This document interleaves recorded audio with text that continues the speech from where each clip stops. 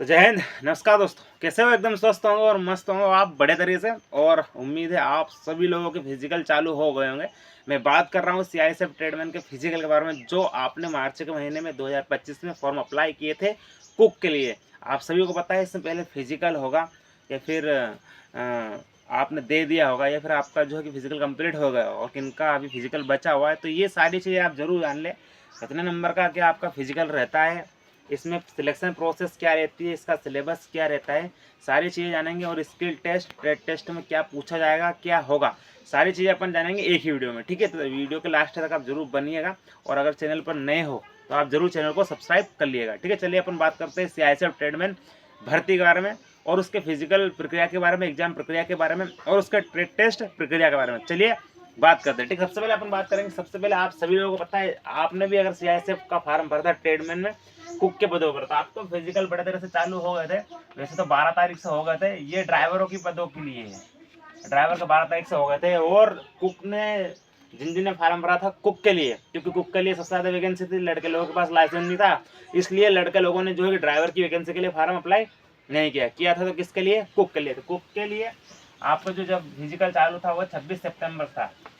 आज करीबन 3 से 4 दिन हो गए हैं फिजिकल के।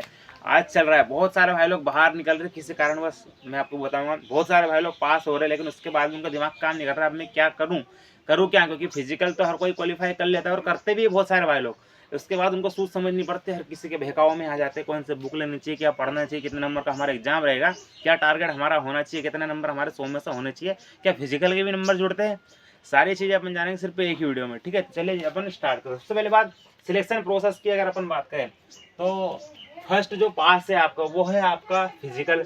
अब फिजिकल पीएटी पीएसटी में आपका क्या क्या होता है, चलिए अपन बात करते हैं। फिजिकल की अगर अपन बात कर रहे हैं तो सबसे पहले जब आप रनिंग करने के लिए जाओगे, जब भी आपकी दौड़ है, जल्दी से कमेंट कर दिया कि आपकी दौड़ कब है, सबसे पहले मुझे बता दीजिए। ठीक है, जब भी आप जाओगे सबसे पहले आपकी दौड़, आपका फिजिकल होगा। फिजिकल में पीएटी पीएसटी होगा, यानी कि आपकी पहले हाइट नापी जाएगी। जैसे ही आप एंट्री करोगे, जो एक दरवाजा लगा हुआ है वहाँ पर, मैं भेल ग्राउंड की बात कर रहा हूँ, एक यूनिट है सीआईएसएफ की, वहाँ पर एक बड़ा दरवाजा लगा है, वहाँ पर आपकी हाइट मांग रहे हैं। अब हाइट सभी कैटेगरी वालों के लिए 170 सेंटीमीटर होना बहुत जरूरी है।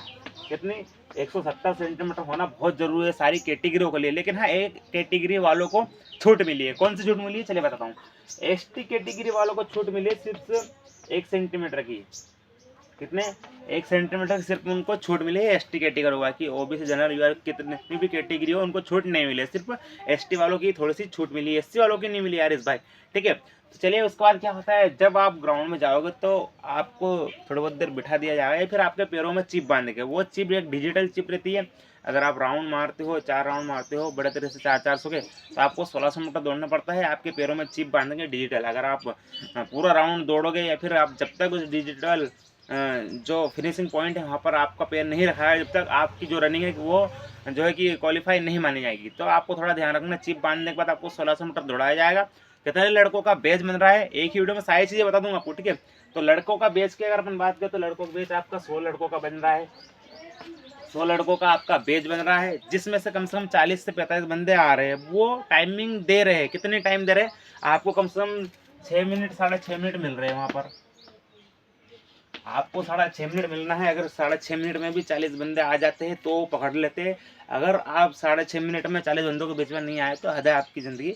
और आप आर्मी की तैयारी मत करना, किसी भी फोर्स की तैयारी मत करना। ठीक है, फिर आप उधर चले जाना 5 किलोमीटर वाले में। बहुत अच्छा टाइम देते हैं यार 1600 मीटर में। बड़ा सा गैप बनता है, लड़के लोग दौड़े जाते हैं, जैसे तैसे करके वो निकाल लेते हैं। ठीक है, 16 लड़कों को दौड़ा दिया, 6.5 मिनट देते हैं, जिसमें से आपको 40 बंदे अंदर आ जाता है। 40 बंदों का क्या होता है वापस से, चलिए मैं आपको बताऊँ। फिर से ये 40 बंदों का अगर अपन देखे बड़े तरीके से, तो 40 बंदों का वापस से आपकी हाइट नपेगी। उनको अगर थोड़ा बहुत दिक्कत आ जाती है, अगर थोड़ी बहुत मिस्टेक हो जाती है फौजी भाइयों से, तो वो सुधार के लिए अपना यूनिट बदनाम नहीं हो जाए उसके चक्कर में एक बार और हाइट नापते हैं। उनकी रिस्पॉन्सिबिलिटी बनती है, ये उनकी जवाबदारी, क्योंकि वो भर्ती लेने आते हैं। एक बार और हाइट नापेंगे। तो शुरू पर अगर अपन हाइट में पास हो गए, लेकिन उसके बाद भी हाइट नापेंगे, उसके बाद भी वो हाइट नापेंगे, उसमें भी आप बाहर हो सकते हो। ठीक है, जब आप एंट्री लोगे तो एंट्री टाइम पर आपका एडमिट कार्ड चेक करेंगे वो, और आपकी 10वीं की मार्कशीट और आपका आधार कार्ड चेक करेंगे। ठीक है, चलिए अपन अब अगले पड़ाव की बात करते हैं। ठीक है, सबसे पहले आपका फिजिकल होगा, उसके बाद आपका राइटिंग एग्जाम होगा। आपका एग्जाम होगा पहले पीजी पीएटी फिजिकल और फिजिकल स्टैंडर्ड टेस्ट के बाद आपका एग्जाम होगा। अब एग्जाम कितने नंबर का होगा, तो एग्जाम आपका 100 नंबर का होगा। इसमें आपके फिजिकल के नंबर नहीं जुड़ेंगे, ठीक है, जहाँ तक मुझे पता है इसमें फिजिकल के नंबर नहीं जुड़ेंगे, सिर्फ एग्जाम के तौर पर ही आपका सिलेक्शन होगा। ये कोई MP पुलिस नहीं कि आपके जो फिजिकल के नंबर जुड़ेंगे, ठीक है। तो एग्जाम का सिलेबस के बारे में अगर हम जानेंगे बड़े देर से, ठीक है। तो एग्जाम का सिलेबस है, सेकेंड पास बता रहा हूँ आपको, ठीक है। सेकेंड पास में आपका एग्जाम आया तो आपका 100 नंबर का एग्जाम रहेगा, आपको 120 मिनट यानी कि 2 घंटे दिए जाएंगे बड़ा देर से। एक क्वेश्चन मेरे हिसाब से 1 ही नंबर का रहेगा, ठीक है। 100 क्वेश्चन ही आ सकते हैं, ठीक है, बाकी जो देखा जाएगा। तो सबसे पहले जिस सिलेबस की अगर बात करें तो सबसे पहले है फर्स्ट पास, जो फर्स्ट विषय है आपका सिलेबस का, हम बात करें सामान्य जागरूकता और सामान्य ज्ञान।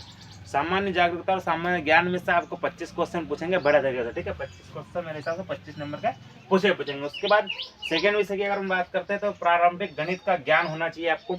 25 नंबर जो 25 क्वेश्चन है इसके पूछेंगे, 50 क्वेश्चन हो गए। उसके बाद अगर अपन तीसरे सिलेबस की अपन बात करेंगे, तीसरे सब्जेक्ट की अगर अपन बात करेंगे तो आपका विश्लेषण योग्यता आपसे पूछी जाएगी बड़े तरह से, जिसमें भी आपको 25 क्वेश्चन रहेंगे मेरे हिसाब से 25 नंबर के।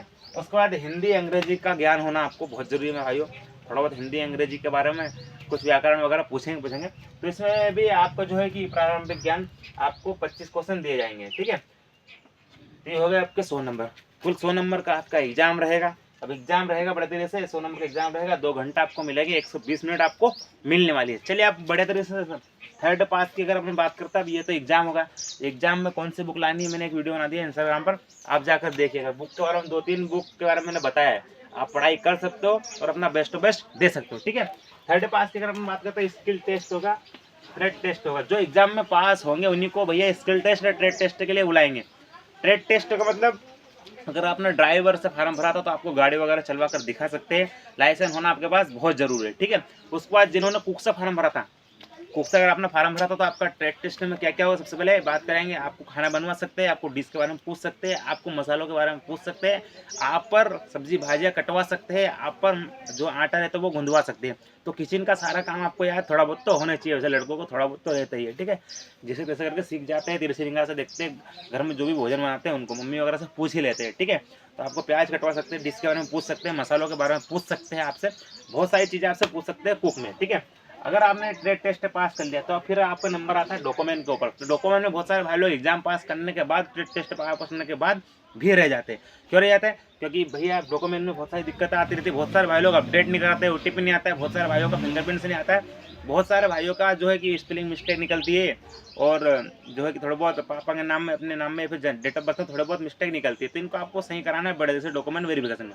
उसके बाद आपका मेडिकल एग्जामिनेशन होगा। तो भैया ये मत सोचना कि हम ओवर एज है, इसमें हमारे को ले लिया, हमने एग्जाम क्लियर कर लिया तो हम वैसे ही पास हो जाएंगे। सेंट्रल जॉब है CISF की, ठीक है, बंदूक हमेशा रहती है, खंधों पर टंगे हुए बड़े तरह से। तो इसमें आपका मेडिकल बहुत हार्ड होगा। हार्ड का मतलब SSC से 10-20% कम हो सकता है, 80% जैसा SSC GD जैसे ही होगा आपका मेडिकल। अगर आपने मेडिकल पास कर लिया तो फिर आपको कोई नहीं रोक सकता वर्दी पाने से, ठीक है। आपको यहाँ पर जाकर वर्दी मिल जाएगी। तो इन कम से कम 6 पड़ाव को आपको पार करना होगा। इनको वो लोग ही पार कर सकते हैं जो कुछ सोचते हैं, और वो बहुत ज़्यादा सोचते हैं, अपनी मेहनत के हिसाब से सोचते हैं, कुछ एक्स्ट्रा ज़्यादा नहीं, सिर्फ मेहनत के हिसाब से सोचते हैं कि मैंने जितनी की है उतना मुझे मिल जाना चाहिए। तो ये थी इसकी सिलेक्शन प्रोसेस, शायद आपको पसंद आएगी होंगी।